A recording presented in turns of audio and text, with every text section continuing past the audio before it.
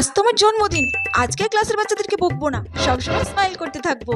ক্লাসের বাচ্চারা কত সুন্দর সাজিয়েছে, ওরা আমাকে এত ভালোবাসে আর আমি শুধু শুধু ওদেরকে বকি। আজকে ইচ্ছে করে আমি এত বড় ব্যাগ নিয়ে এসেছি, আজকে কেউ না কেউ তো আমাকে কিছু না কিছু গিফট দেবে। এই তো আমি এখন অফিস রুমে যাবো আর টিচাররা আমার কাছে পার্টি চাইবে। আগে তো বন্ধুরা জন্মদিনে পার্টি চাইতো, আর এখন টিচাররা আমার কাছে পার্টি চাই। সারা জীবন কি বার্থডে পার্টি দিতে থাকবো নাকি? ম্যাম আমরা কেক কিনেছি, কেক কাটি চলো। এরা আবার চকলেট কেক নিয়ে চলে এসেছে।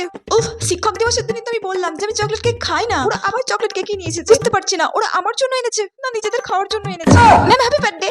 ও তোমাকে ফেভারিট টিচার বলতো, আর ও শুধুমাত্র আমার জন্য একটা পেন এনেছে। ও তোমাকে একদমই পছন্দ করতো না। ও বাবা, ও এত সুন্দর একটা ইয়ারিং এনেছে।